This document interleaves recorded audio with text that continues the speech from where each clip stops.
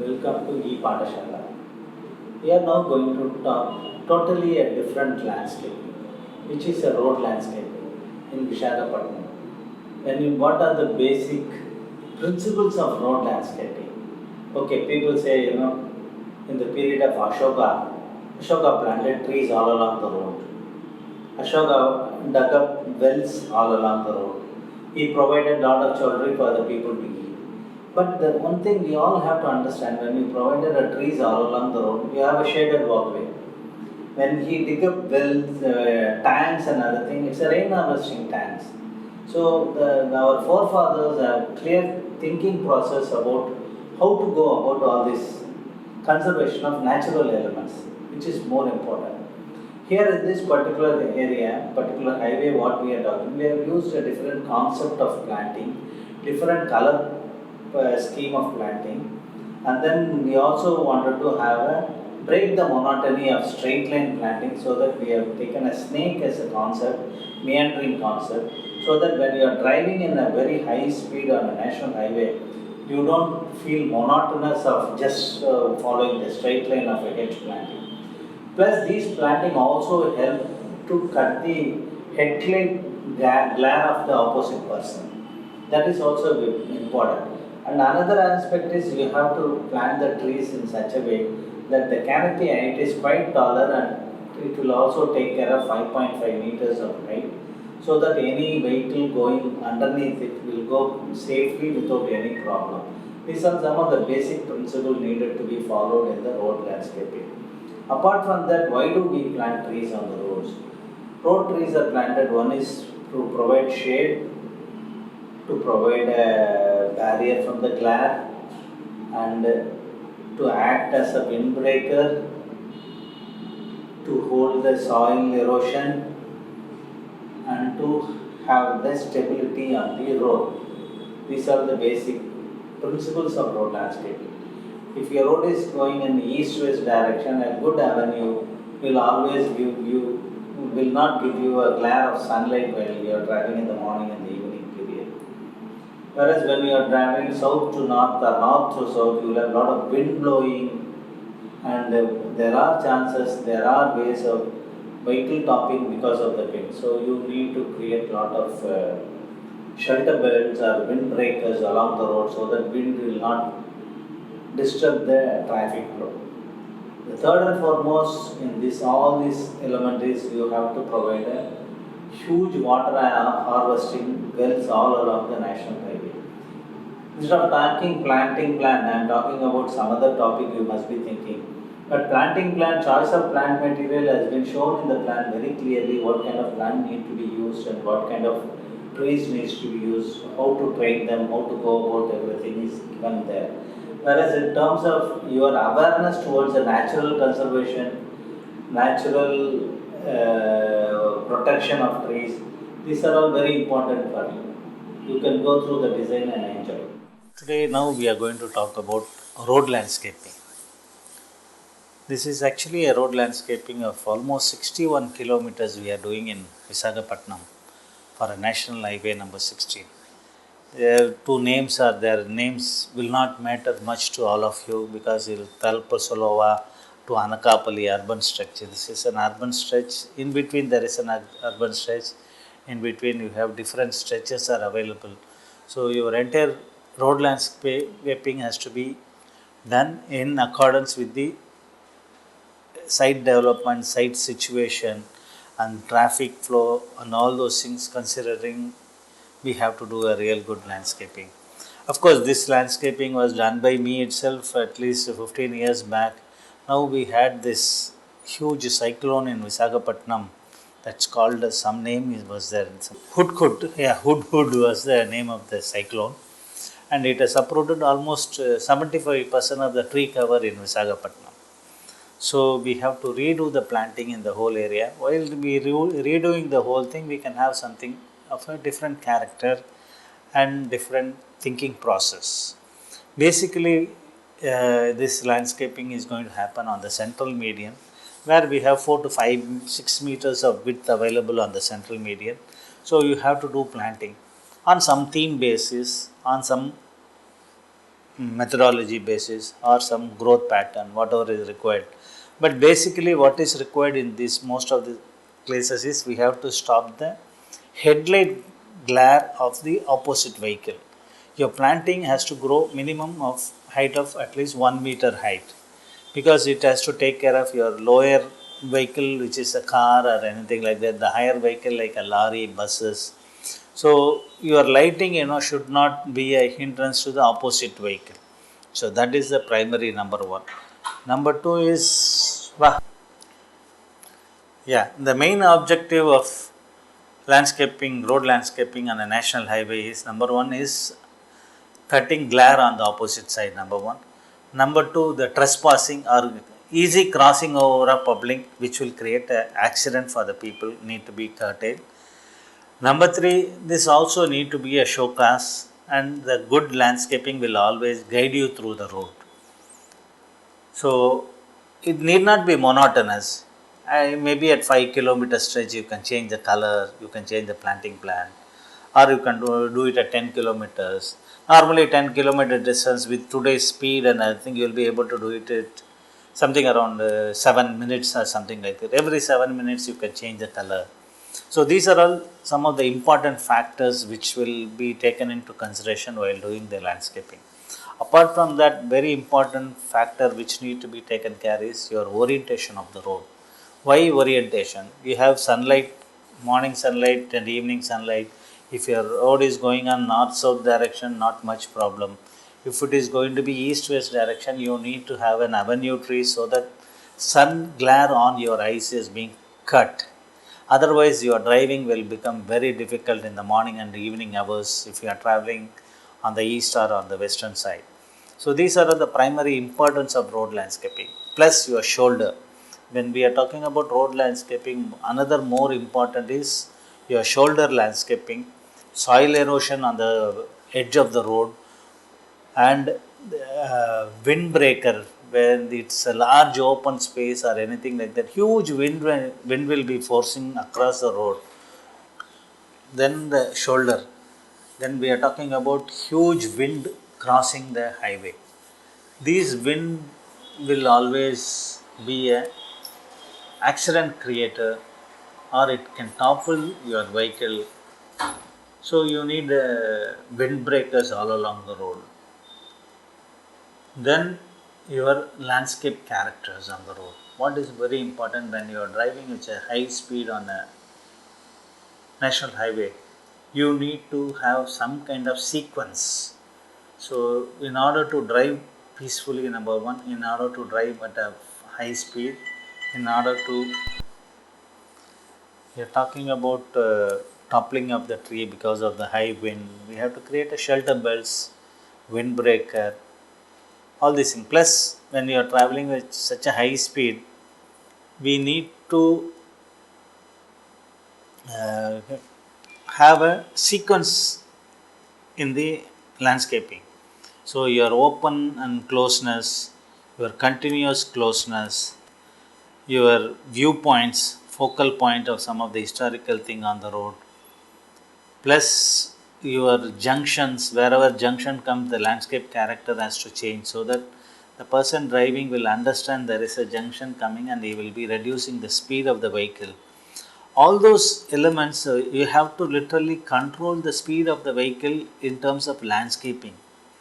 That is very, very important when you are doing a road landscaping. Plus, you have to have a pedestrian crossing all along the road. Nowadays, we are not using much of the lighting and we have lot of reflectors are available. Have an efficient reflector so which will guide the road to you. Electrical lighting will create lot of expenditure, so that can be avoided on a national highway. It's not there much, but headlights are there for most of the vehicle and we have a very good reflectors on the roadsides. So that will take care of the illumination part of the road.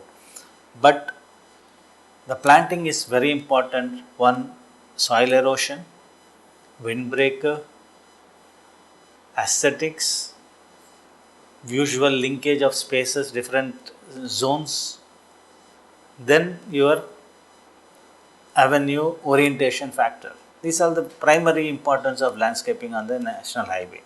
So now let us go to the project. This is happening in Visakhapatnam. Now this is going to be one of the major port after the formation of Andhra Pradesh.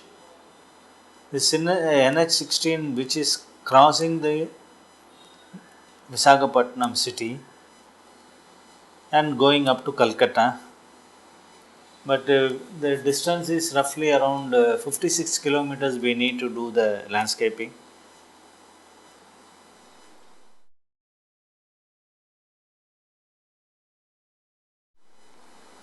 Then this will be decorating the medians and roadside will be a biggest city beautification will happen once this is happening in the city. And this is a plan showing you Tagara Pubalasa versus Anakapalli. This is 51 kilometers. In reality, I think it's around 70 kilometers.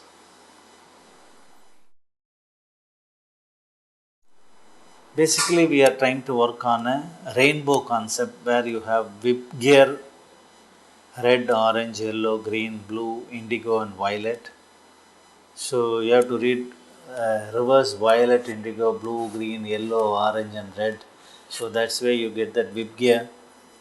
Plants representing colors of the respective repetitive usage of this whip gear, creating color plant along the roadway. Low maintenance varieties need to be used following a snake pattern. So the meanderingness will be there continuously as you see in the photograph.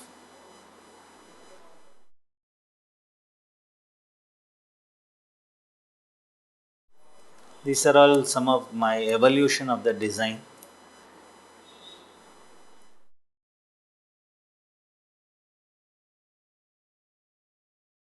Again, we are talking about the urban area which comes in the red areas are urban area, blue are urban fringes and rural area, then urban area and industrial zone. So these are the different zones are provided so that your landscaping will be a different character in all these areas. So urban area, what are the places? We are talking about Anakapalli, Gajuvaka, Madhurabada and Tagasapuralova. See these four places we are talking about urban, and then urban and industrial area is Madhavandara is industrial area. So how are we going to do the landscaping and how are we going to create a different character in these zones? That's more important. You can see the existing photograph. Have it's a chaos. You can see traffic islands. You can see different vehicles, different modes of transportation. No orientation, no guidance factor. Nothing is there. But we have to create a discipline in this road traffic. So that discipline is what we are going to achieve through landscaping. So organized planting, you have a cycle track, you have trees, you have shops and other sites. So you have a railing in the middle so that people will not cross over any point, creating an accident for the trees. You have avenue trees all along the road with a footpath. And the cross section also gives you the ample idea of tall lighting on the central median, and then you have low level lighting for the pedestrian on the footpath. It's a basic idea, and you have some bollards and things like that for the pedestrian purpose.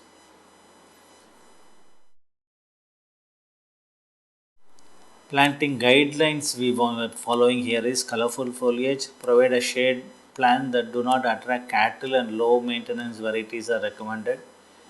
Integrate with the surrounding urban environment. The type of plant used also give rise to the character of the road.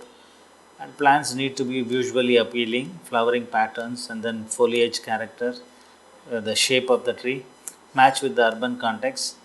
Feature planting, gateways, bollards, avenue may be appropriate. Continuous planting may be appropriate to provide a visual separating and screening.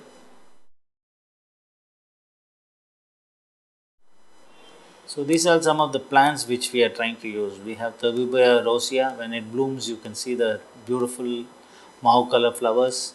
Spathodia campanulata, which will also grow in a coastal area and gives you orange color flower. Peltophorum ferruginum is there, which is again yellow color flowering tree, and it's also takes care of a lot of vehicular fumes will be absorbed by this particular tree. So this also act as an anti-pollution tree in real terms.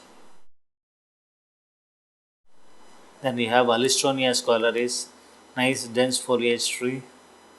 Cassia spectabilis, again a good flowering tree.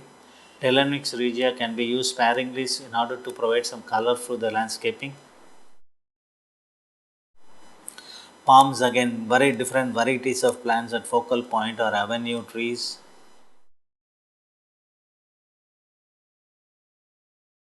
Again some more varieties of palms. Nowadays palms are catching up very high level, and these palms are, even though they grow much slower and give character only at a very later date, but these palms attract visually.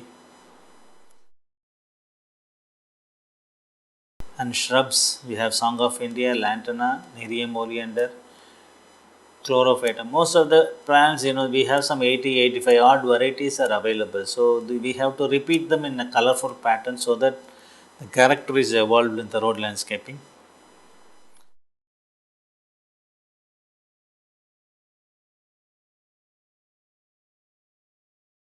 This is what we are looking at an image. You have parking, you have avenue trees, continuous avenue trees, and central median with the hedge planting and lighting on the central area, and again avenue trees on the other side. So your road is continuous without much problem. This road actually run north south, so you don't really have to bother much about your orientation factor. Again another view of the road with the footpath and planting on both the sides. Again colorful planting, you have color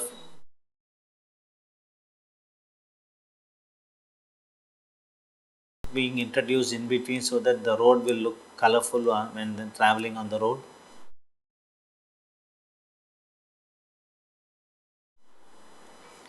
Urban area concept, we are talking about industrial area. Deciduous trees are generally preferred in industrial zone, mainly because these will shed the pollution it has absorbed over a course of time, provide noise mitigation and wide landscape buffer to mitigate the impacts. So normally tree planting will reduce the noise onto the industrial area and vice versa. Trees shed during summer and the leaves new grows to take care of the pollution. Tree that creates an afforestation effect, you need to have a lot of buffer planting. Trees that produces oxygen and surface the harmful gases emitting from the industries as well as from the vehicular pollution. Dust absorption from the surrounding. You have industries, you have a road. Our climate is basically a lot of dust is created. So the trees will absorb a lot of dust. Visual and noise buffer. That is also another important feature in the landscaping.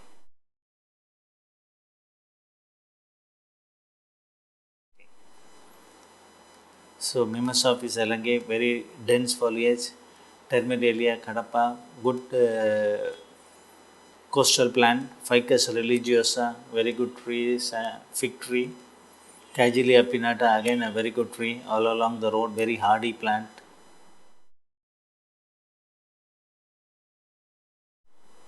Urban fringe and rural area, what kind of planting need to be done? Usage of native species, then exotic tree in this area along the urban fringes or rural area. Maintain the visual character of the open agricultural landscape in the rural area.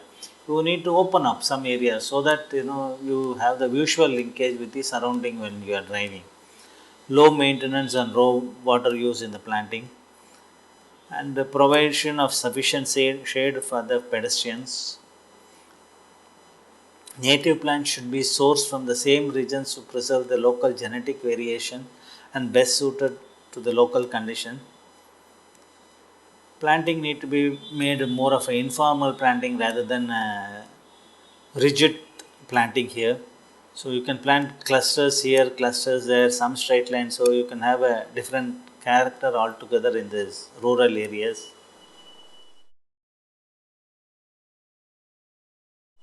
So these are all the rural trees we are talking about. Thespecia is again Indian tulip tree, neem tree, cannonball tree, Pongamia glabra. These are all village trees basically. So these plants are also local plants. We try to use Ticoma gaudichodi, Clerodendron inermi, Vedalia, Nerium oleander, Cisalpania, Bougainvilleas. All these plants are local varieties which will grow very well and give a very good character, very good road landscaping. Conclusion for Vishakhapatnam National Highway. The conclusion, is basically tree planting, hedge planting, both the side shoulder planting, both the side usage spaces, everything is there. When you go to Singapore or any other place, what is being done there and what is being done here, both are different. Here we will plant a tree and forget about it. There, they plant a tree, allow it to train it, allow it to trim it, structural stability is created. We had a hood-like cyclone in Vizag, but most of the trees have been uprooted. There is no tree there now. So we have to plant the tree. This project has come to us mainly because of the cyclone. So your trees and everything need to be planted in such a way that they are structurally stable and so that it won't cause any damage to anybody, which we have to learn from other countries to create a structural stability on the tree. Planting plan, what I have given you, will give you all the inputs regarding what kind of trees to be planted, how to plant it, what is the spacing required. But this structural stability and then proper spacing of trees, I can only talk to you right now. Okay, enjoy planting. Thank you.